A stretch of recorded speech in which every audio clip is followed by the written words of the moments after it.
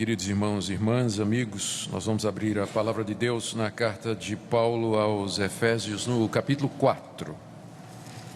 E leremos do verso 25 ao verso 29. Efésios capítulo 4, de 25 a 29. Estamos dando continuidade à nossa série de mensagens na carta aos Efésios. Estamos na parte prática da carta. E aqui veremos 4 orientações que Paulo dá quanto à vida cristã, com base no que ele ensinou do verso 17 a 24 sobre a dinâmica da vida cristã. Efésios 4, de 25 a 29. Por isso, deixando a mentira, fale cada um a verdade com o seu próximo, porque somos membros uns dos outros. Irai-vos e não pequeis. Não se ponha o sol sobre a vossa ira, nem deis lugar ao diabo. Aquele que furtava, não furte mais. Antes trabalhe, fazendo com as próprias mãos o que é bom, para que tenha com que acudir ao necessitado. Não saia da vossa boca nenhuma palavra torpe, e sim unicamente a que for boa para edificação, conforme a necessidade, e assim transmita graça aos que ouvem. Até aqui a leitura da palavra de Deus. Queira o nosso Deus aplicá-la e a sua exposição aos nossos corações nessa noite. Meus irmãos, nos versos anteriores, o apóstolo Paulo explicou à igreja de Éfeso como funciona a vida cristã. No verso 17, ele diz que nós não devemos mais andar como andamos antes. Há um antes e um depois na vida do cristão. O antes se refere à vida antiga, a vida nesse mundo, a vida na carne. O depois é a vida em Cristo, vida em santidade. Nós já somos de Cristo. Nós pertencemos à nova realidade que Deus está trazendo em Cristo Jesus e que já foi inaugurada 2000 anos atrás. Andar segundo os gentios, que Paulo descreve aí do verso 18 até o verso 19, faz parte dessa vida antiga. Ele diz que antes nós éramos, verso 18, obscurecidos de entendimento, alheios à vida de Deus, éramos ignorantes, nosso coração era duro. Verso 19, éramos insensíveis, dissolutos e com avidez cometíamos toda sorte de impureza. Então, isso é o que caracteriza a vida nesse mundo, na carne, sem Deus, nas trevas. Mas ele diz no verso 20, não foi assim que nós aprendemos com Cristo. Em Cristo Jesus há uma diferença. O Evangelho não é somente um conjunto de doutrinas nas quais nós devemos acreditar, mas ele é também um caminho. Ele veio para mudar a nossa vida, transformar o nosso caminhar. E Cristo introduz essa mudança, que começa no verso 20. E Paulo disse, é que vocês ouviram e foram instruídos segundo a verdade que é em Jesus. E no verso 22, 23 e 24, nesses 3 versos, Paulo explica como é que funciona na vida prática o cristianismo. E ele usa uma figura que todo mundo entende que é o trocar de roupa.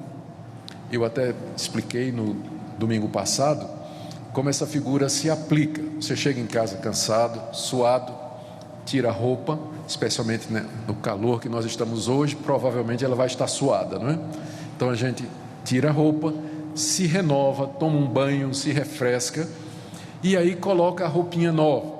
Eu disse até que todo mundo faz isso, com exceção dos adolescentes. Alguns ficaram com raiva de mim, eu quero pedir desculpas, eu sei que tem exceção. Paulo usa essa figura para explicar a dinâmica da vida cristã. Diariamente nós nos despojamos da velha natureza, do velho homem, do pecado que habita em nós.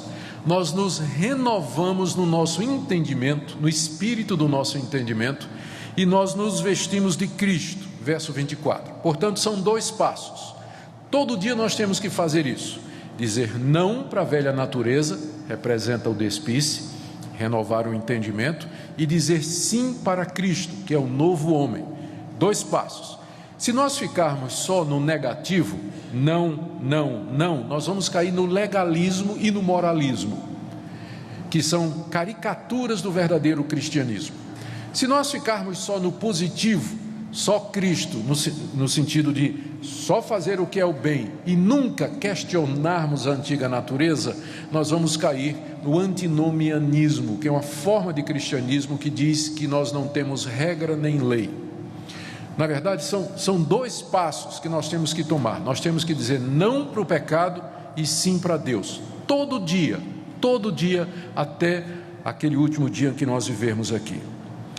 E depois de explicar isso, Paulo dá vários exemplos práticos de você dizer não para o pecado e sim para Jesus. Começando do verso 25, que nós lemos, até o verso 29, ele dá 4 exemplos do que ele acabou de dizer. É o que nós veremos nessa noite.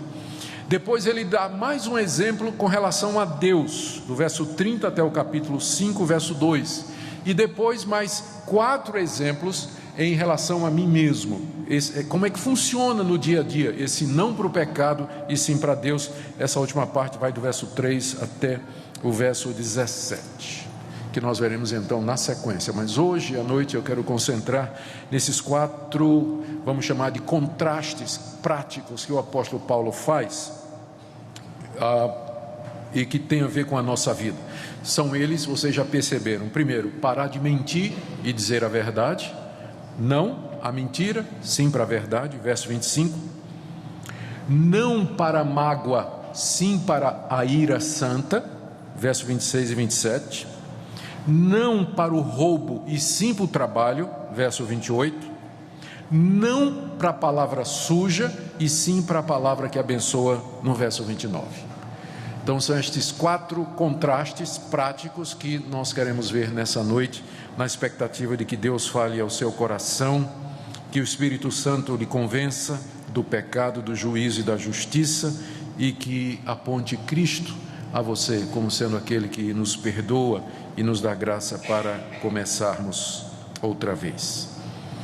Eu preciso dizer ainda mais algumas coisas com relação a esses contrastes antes de nós conversarmos. O primeiro deles é que Paulo não está inventando nenhuma ética nova para os cristãos. Praticamente tudo o que ele disse aqui já está no Antigo Testamento. Por exemplo, fale a verdade com seu próximo, no verso 25, está em Zacarias capítulo 8, verso 10. Quando ele diz, não furte, nós temos um mandamento que diz, não furtarás.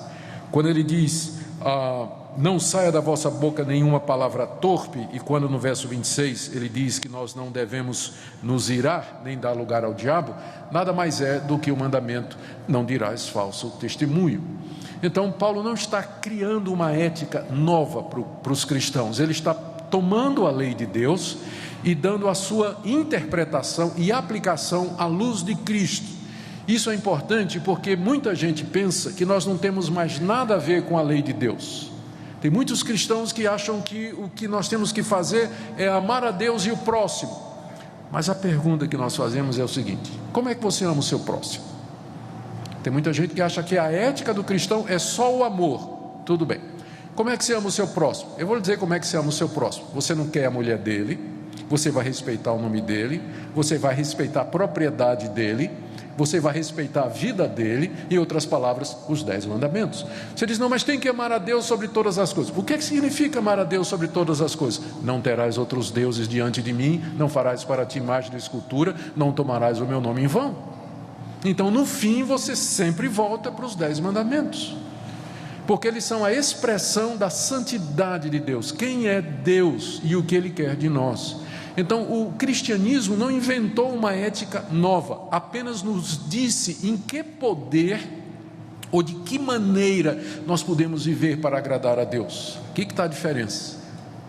Outra coisa que é importante nós lembrarmos aqui é que nessa sequência que nós lemos aqui, começamos e que vamos até o final do capítulo 5, essas orientações, elas são dadas primeiramente no contexto da igreja. Paulo está falando para a igreja. Tanto é que no verso 25, quando ele diz, não pare de mentir e diga a verdade, a razão que ele dá é porque nós somos membros uns dos outros.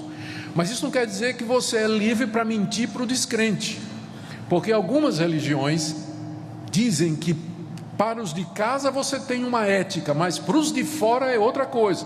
Você não pode roubar, mentir e iludir um irmão. Mas quando é gente que não pertence à fraternidade ou à nossa religião, aí você pode tratar do jeito que quiser. Não no cristianismo. A verdade é a verdade, na igreja ou fora dela. A honestidade é a honestidade, entre irmãos e entre você e o seu sócio, mesmo que ele não seja cristão.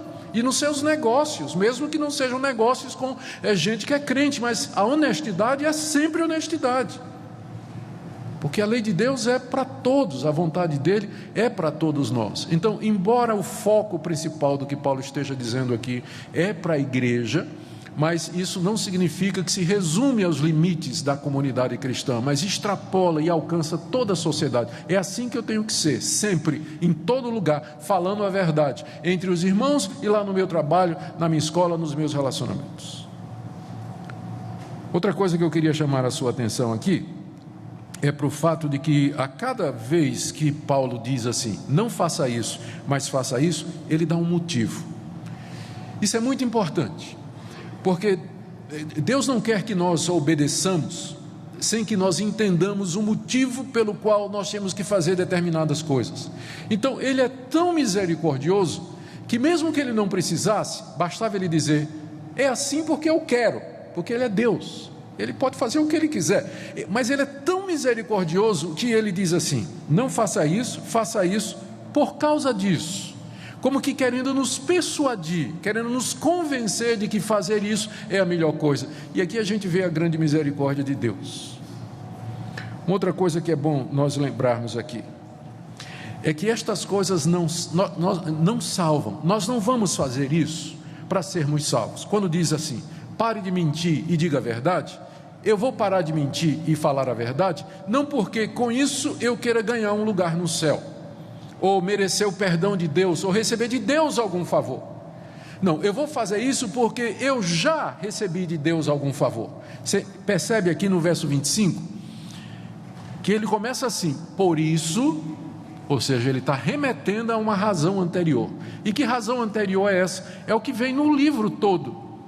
Que Deus nos amou antes da fundação do mundo, que Ele nos escolheu para sermos o seu povo, que Ele mandou seu Filho Jesus Cristo para morrer pelos nossos pecados, que Ele nos chamou pelo Espírito Santo, que nos fez parte da sua família. Por isso, pare de mentir. Essa é a razão. Nós não vamos parar de mentir para ir para o céu, nós vamos parar de mentir porque Deus já nos deu o céu gratuitamente. A motivação é a gratidão, não o mérito. Eu faço isso porque eu amo a Deus, eu sou grato a Deus. Lutero tinha uma frase que eu gosto de repetir, que muitos conhecem. Ele dizia que a lei nos leva a Cristo para a justificação, porque a lei diz assim, todo mentiroso vai para o inferno. A lei diz isso, todo mentiroso vai para o inferno. Eu olho para a minha vida e digo, estou perdido, eu sou um mentiroso, minto desde criança. Não há nenhum homem que não seja mulher que não seja mentiroso. A própria Bíblia diz, todo homem é mentiroso, homem genérico, homem e mulher, todos. Então como é que eu vou fazer? A lei está dizendo, não mentirás, não dirás falso testemunho.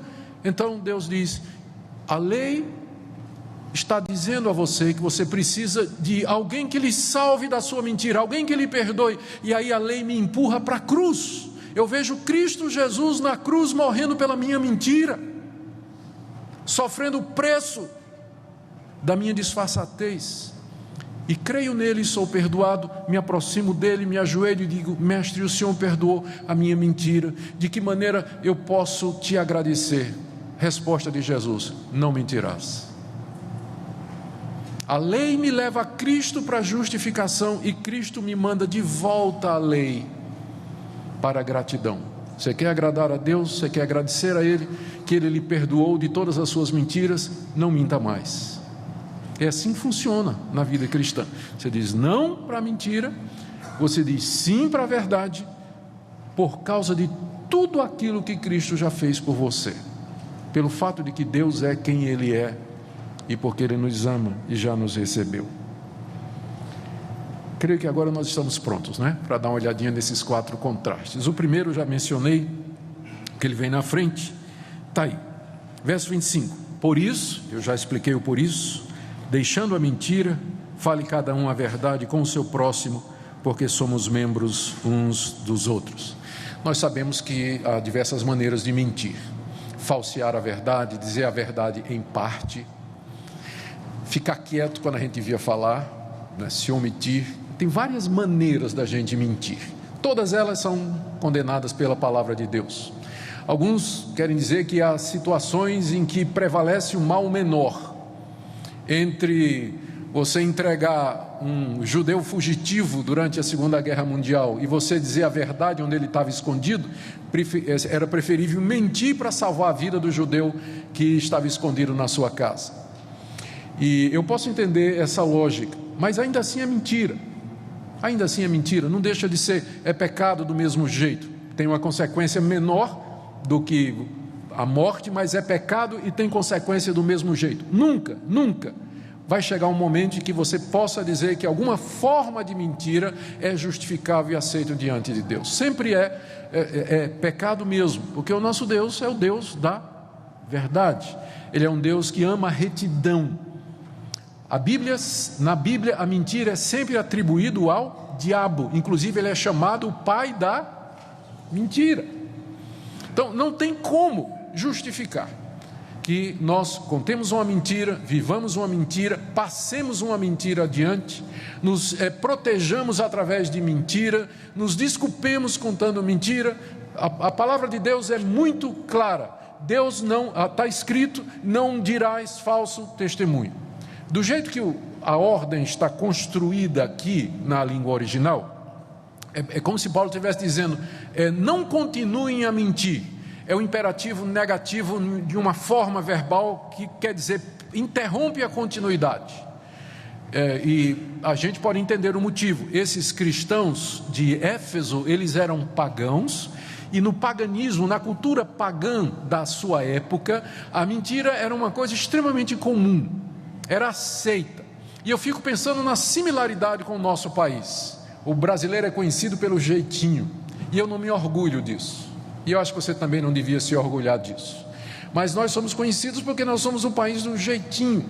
Dá um jeitinho, né? Nem sempre significa seguir a verdade. Né? Foi tanto, mas dá um jeitinho aí, eu estou apertado, né? Faz aí uma nota por tanto, né? Comprei o carro por tanto, mas eu não quero pagar tanto imposto. Vamos dar um jeito aí. Sempre tem o país do jeitinho. É muito parecido com a cultura pagã do século I, quando Paulo escreveu estas palavras. Então Paulo nos diz que isso pertence à vida antiga, isso pertence ao modo de viver dos gentios, que a mentira faz parte dessa realidade. Mas não basta parar de mentir. Lembra dos 2 passos, não é? Não basta parar de mentir. Ele diz aqui, fale a verdade. Fale cada um a verdade. Ele individualiza, né? Cada um, ou seja, não tem exceção. Cada um de vocês deve falar a verdade. Talvez parar de mentir seja mais fácil, porque falar a verdade, a gente não gosta, né? Porque às vezes a verdade vai significar um confronto e vai deixar alguém irritado, né? E nós, brasileiros particularmente, nós temos muita dificuldade com isso. Faz parte da nossa cultura. Eu sou casado com uma holandesa, por isso eu posso dizer isso, né? Na Holanda é diferente. Até o meu sogro, né, holandês nato, ele era reitor do seminário onde eu estudei, e ele era conhecido pela a sua natureza claríssima de dizer a verdade. Ele não titubeava em dizer a verdade, e sempre tinha seminarista magoado com ele, né? E ele dizia então que ele era holandês, ele andava de tamanco de madeira, e que os dedos dos brasileiros eram muito compridos, né? Os dedos dos brasileiros eram muito compridos, e ele andava de tamanco de madeira. Então, em muitas culturas, a franqueza, o ser direto, parece que é resultado até da influência da colonização cristã ou protestante, onde isso aconteceu. Mas para nós é muito difícil chegar para alguém e falar a verdade. Por isso a Bíblia diz que nós temos que falar a verdade, mas diz também que nós devemos fazer isso em amor. O coração do sábio conhece o tempo e o modo. Nós temos que dizer a verdade, mas saber dizer no tempo certo e do modo certo, para evitar desnecessários machucões. Mas ela tem que ser dita, porque, como eu expliquei, A ética cristã não é só você parar de mentir, mas você dizer a verdade, você promover a verdade. Isso vai ajudar as pessoas ao seu redor. Olha a razão que Paulo dá aqui para a gente dizer a verdade. Porque somos membros uns dos outros, somos irmãos em Cristo. Então, mesmo que a verdade doa, nós somos irmãos. Pode haver perdão, pode haver reconciliação, pode haver entendimento, mas ela tem que ser dita, porque nós somos membros uns dos outros, fazemos parte da mesma família, somos filhos de Deus. Então, quem sabe hoje à noite seja aquele momento em que você precisava tomar uma decisão e consertar uma mentira que você vem contando, ou uma mentira que você vem vivendo. Ou então tomar a decisão de que você precisa contar aquela verdade, dizer aquela verdade para uma determinada pessoa, num determinado contexto. E a razão que eu quero lhe dar hoje à noite é porque nós somos membros uns dos outros. Essa pessoa é sua irmã em Cristo Jesus. Essa pessoa é sua irmã em Cristo Jesus. Foi salva pelo mesmo sangue, tem o mesmo Espírito e adora o mesmo Deus. Nós somos membros uns dos outros. Nós devemos a verdade entre nós como irmãos.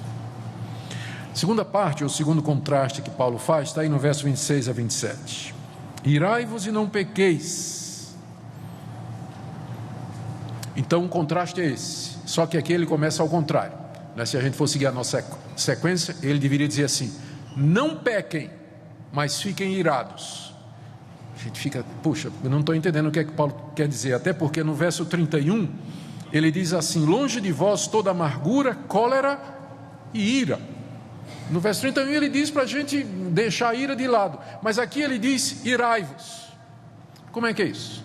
Porque são dois tipos de ira diferentes. A ira que Paulo recomenda aqui, em contraste ao pecado, é a justa indignação pela afronta feita às coisas de Deus. Ou seja, é aquela ira, é aquele sentimento que queima no meu coração, por exemplo, quando eu vejo o nome de Cristo sendo blasfemado, ou quando uma pessoa está sendo injustiçada, ou quando a verdade está sendo sonegada. Esse é um tempo que nós precisamos de mais gente irada, pelo bom motivo. A ira que é proibida na Bíblia é aquela ira que é fruto de uma frustração pessoal, em que você se sentiu ofendido, ultrajado, mas a ira santa, ela não foca em mim, ela foca lá fora. Ou seja, eu estou indignado porque a verdade está sendo torcida. Estou indignado com a corrupção do meu país. Estou indignado com a mentira de determinadas pessoas. Então, há lugar para ira. O cristão deveria ser uma pessoa que tivesse essa indignação. Porque quando falta essa indignação, a gente fica calado, a gente fica passivo, a gente cala a boca, a gente se torna cúmplice, a gente não faz nada. Mas há lugar para uma ira justa na vida do cristão. Há lugar. Irai-vos. É uma ordem. E quando você não fica irado diante do erro e do pecado, você está desobedecendo, porque significa que você está aceitando. Agora, o que é o contraste então? O que é o contrário? Irai-vos é o positivo, né? Nós temos que nos irar diante das situações em que a verdade está sendo vilipendiada, o erro está prosseguindo, crescendo, rampante. Então, a reação do cristão como Deus, porque Deus é um Deus que se ira, porque Ele é santo e justo.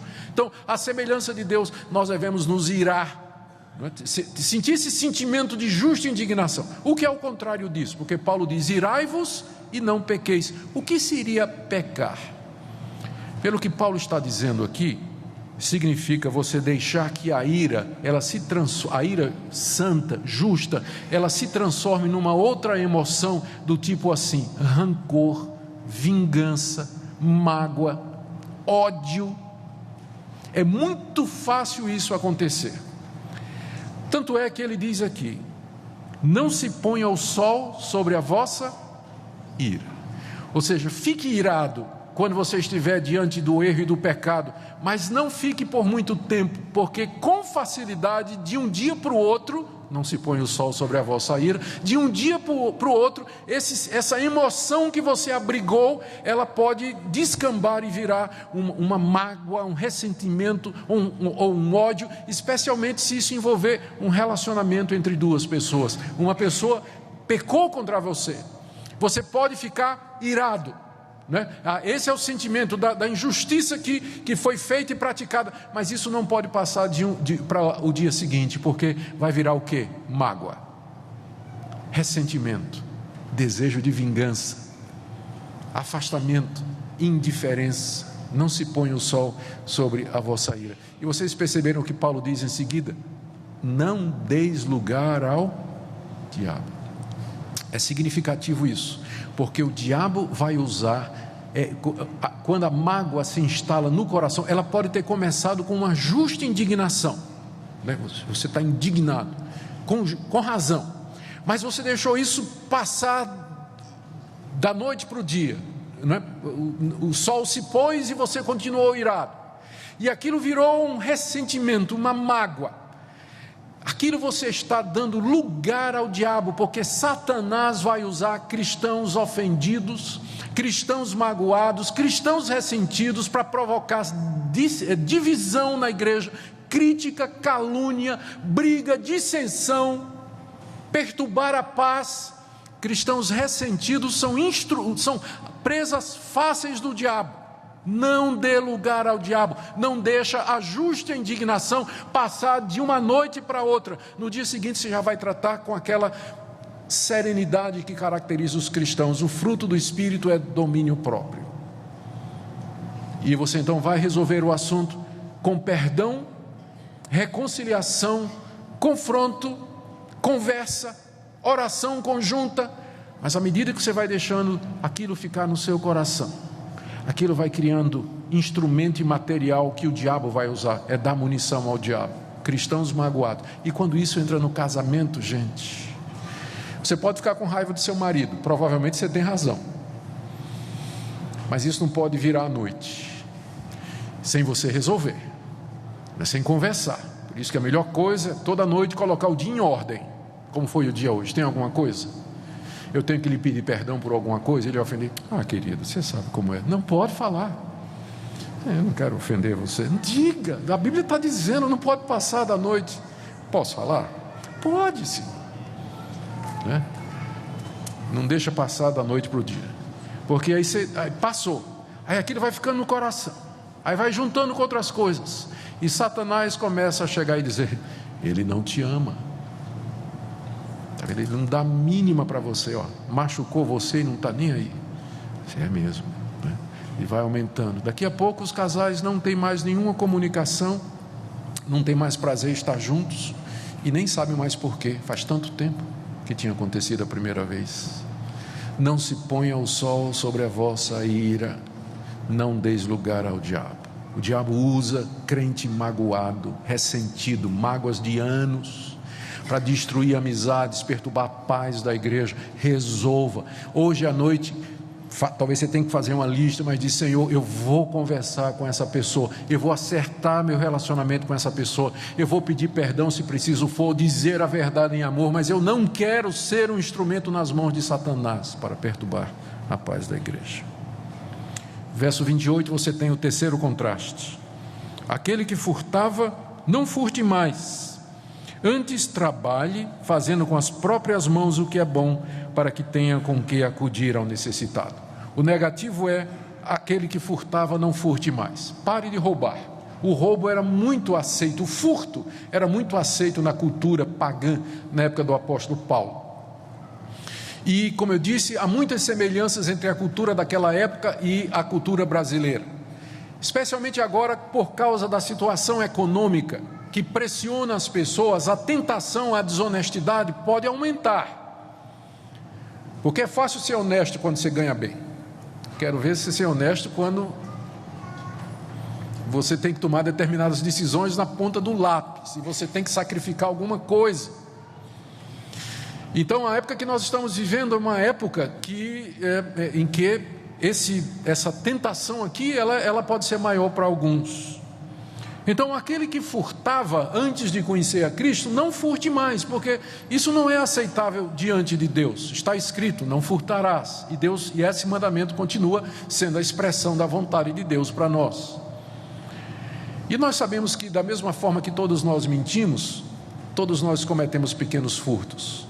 Aquela aquela caixinha de chiclete, aquele lápis que não era seu no colégio, aquela liga de borracha que você tirou quando ninguém estava vendo. Há tantas pequenas transgressões que nós fomos acumulando durante a vida. Aquele que furtava, não furte mais. Mas não basta parar de ser ladrão, meu irmão. Paulo diz aqui que o oposto de ser ladrão é trabalhar. É o que ele diz aqui, ó. Antes, trabalhe.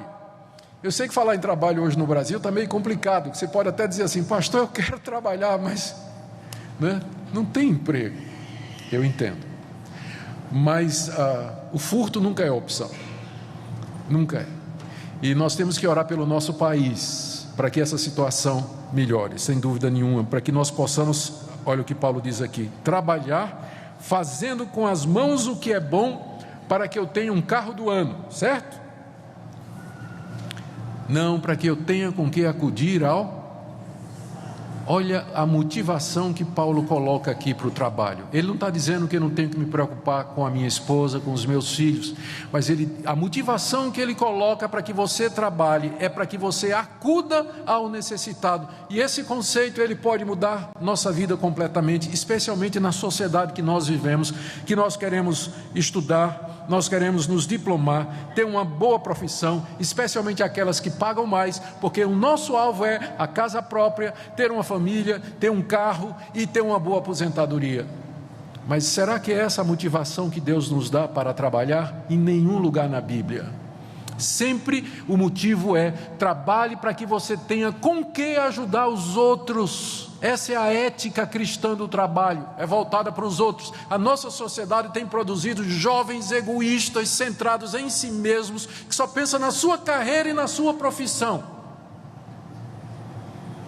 Mas que tal você dizer assim: Deus, deixa eu me formar, eu quero o melhor emprego que o Senhor me der, porque eu quero ajudar os pobres e os necessitados. Eu quero ganhar muito dinheiro, Deus, mas para ajudar aquelas pessoas que não têm nada. Pode ser que Deus te responda mesmo, e que você ganhe muito dinheiro para acudir ao que tem necessidade. Mas o que eu quero que vocês vejam é que a motivação que é colocada aqui, ela é uma motivação elevada, pensar nos outros e não nas nossas próprias necessidades. O último contraste que Paulo faz aqui está no verso 29. Não saia da vossa boca nenhuma palavra torpe, e sim unicamente a que for boa para edificação, conforme a necessidade, e assim transmita graça aos que o ouvem. O negativo: não saia da vossa boca nenhuma palavra torpe. A palavra torpe no grego é uma palavra que significa podre, roto, inútil, e por isso inútil. Era uma palavra que é usada para descrever uma fruta podre, que não serve para nada mais. A palavra torpe é uma palavra sem utilidade nenhuma, algo roto, algo gasto, que não serve mais para coisa nenhuma. Geralmente se pensa que Paulo está falando aqui de palavrão, não é? Mas note que o contraste não é com outra coisa senão uma palavra que for boa para edificação. Então não saia da vossa boca nenhuma palavra torpe. Pode dizer simplesmente o seguinte: não fale mal do seu próximo, não passe adiante uma mentira, uma informação que você não verificou, não diga palavras que transmitem imagens ou ideias que são contrárias à pureza. Ou seja, em contraste agora, que saia da boca de vocês unicamente a palavra que for boa para a edificação, de acordo com a necessidade do seu irmão.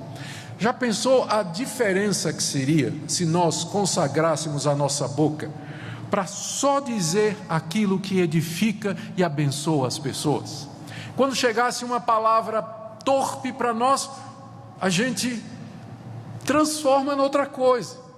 A gente não passa adiante como palavra torpe, mas a gente passa palavras que edifiquem os outros. Se nós fizéssemos isso, com certeza a igreja seria diferente. Veja o final do verso 29, e aqui você tem a razão pela qual Paulo diz que nós não devemos abrir a boca a não ser para transmitir aquilo que edifica, para que assim se transmita graça aos que ouvem. A gente fala, evangélico fala muito da graça de Deus, evangélico tradicional, não é? Somos salvos pela graça, pelo favor e pela misericórdia de Deus. Mas de que maneira a graça é transmitida? Como é que ela chega para nós? A resposta é pelas palavras dos irmãos. Você pode ser um instrumento da graça de Deus para alguma pessoa. Meu irmão, eu sei que você está cansado. Eu quero trazer aqui uma palavra de conforto para você. Eu sei que você está se sentindo culpado. Eu quero trazer uma palavra aqui de perdão da parte de Deus. Eu sei que você está em dúvida, eu sei que você está chateado. Vamos ver o que a palavra de Deus diz. Eu quero te trazer um encorajamento, e Deus vai usar você para ser um instrumento de graça, favor e misericórdia para as outras pessoas, em vez de estar transmitindo aquilo que não edifica. Eu termino, queridos irmãos. Aqui estão 4 situações da vida real, muito comuns, que passam pela nossa vida. Paulo as escolheu não sem razão, ele conhece a natureza humana. Nós podemos nos ver aqui, não é verdade? Se você for honesto, você vai poder se ver aqui. Mentira, desonestidade, mágoa, ressentimento, palavras sujas, calúnias. Mas como eu disse, isso aqui não é colocado como sendo uma condição de mérito para que você seja salvo. Isso aqui é colocado como sendo orientação para aquele que já conhece o poder de Cristo e o poder do Evangelho. Se você de fato é de Deus, se você está unido a Jesus e tem o Espírito Santo, você pode dizer não para mentira, para mágoa, para o furto e para a palavra torpe, e dizer sim para a verdade, para o trabalho, para a ira justa e tudo aquilo que agrada a Deus. Pelo poder do Espírito Santo nós podemos fazer isso. E eu queria que nessa noite você tomasse essa decisão e você dissesse: Senhor, com a tua ajuda, unido a Cristo, pelo poder do Espírito Santo, eu quero começar uma vida nova. Eu quero começar um ciclo novo na minha vida. Eu quero pedir perdão por estas coisas. Eu vou procurar aquelas pessoas que estão implicadas na minha ética errada, que eu machuquei ou de alguma forma prejudiquei com a minha ética mundana. E eu quero começar a viver de fato como cristão para te agradar. Você não gostaria de fazer isso nessa noite? Queria convidar você a orar comigo. Eu vou orar nesse instante. E onde você está, eu queria que você consagrasse sua vida, seu coração a Deus, dizendo a Ele: Senhor, pela Tua palavra e pela confiança no Teu poder, eu quero ser diferente, como nós cantamos. Eu quero uma vida nova que reflita a santidade do Evangelho e o poder da cruz de Cristo.